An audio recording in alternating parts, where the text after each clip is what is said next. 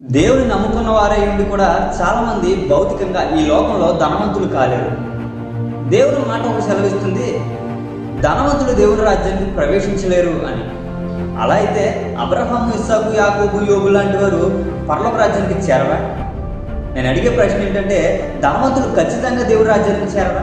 అయితే ఎలాంటి వారిని దేవుడు ధనవంతులుగా చేయరు అని అంటే గనక, మొదటిగా ధనాన్ని ఏ విధంగా ఖర్చు పెట్టాలో వివేచన లేనటువంటి వారిని దేవుడు ధనవంతులుగా చేయరు.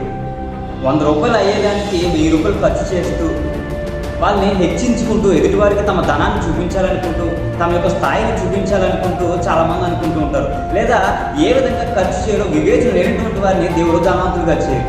సామెతల గ్రంథంలో ఒక మాట రాయబడి ఉంటుంది, జ్ఞానుల ఎంట విలువగల ధనం ఉంటుంది, సంపద ఉంటుంది, కానీ బుద్ధిహీనుడు మాత్రం తన యొక్క ధనాన్ని వృధాగా వ్యయపరుస్తాడని దేవుడి మాట మనతో మాట్లాడుతుంది. రెండవ విషయం ఏంటంటే, కష్టపడడానికి ఒప్పుకొనక తమ చదువుకు తగ్గ జాబ్ రావాలి అనుకుంటూ, తమ అనుకున్న జీతానికి ఒక జాబ్ రావాలనుకుంటూ అప్పటి వరకు ఖాళీగా ఉండడానికైనా ఇష్టపడతారు, కానీ చిన్న పని చేయడానికి మాత్రం తమ మనసును ఒప్పుకోరు, బద్ధకంగా ఉంటారు, ఖాళీగా ఉంటారు.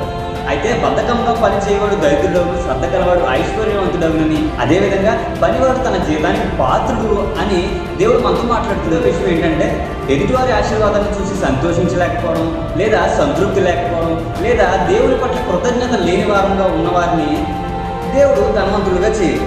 పౌలు గారు మాట్లాడుతూ అంటారు, ఏ విషయంలోనైనా ప్రతి విషయంలో కూడా సంతృప్తి కలిగి ఉండి నేర్చుకోవాలి అని మనకి నేర్పిస్తూ ఉంటారు.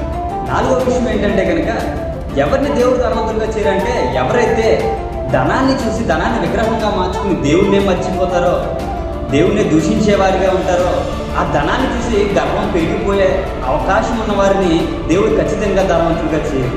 ధనాన్ని చూసి గర్వపడేటువంటి మనస్తత్వం వారిలో ఉన్నట్లయితే కనుక దేవుడు ఖచ్చితంగా వారిని ధనవంతులుగా చేయరు. ఒకవేళ దేవుడిని దూషించే లెక్కల్లో వారు మారుతారేమో. కనుక దీన్ని బట్టి గ్రహించాల్సిన విషయం ఏంటంటే కనుక, ధనవంతులు అందరూ దేవుడి రాజ్యానికి చేరరు అన్న విషయం దేవుడు మాట్లాడడం లేదు, కానీ ధనాపేక్ష కలిగిన వారు మాత్రమే దేవుడి రాజ్యానికి చేరరు.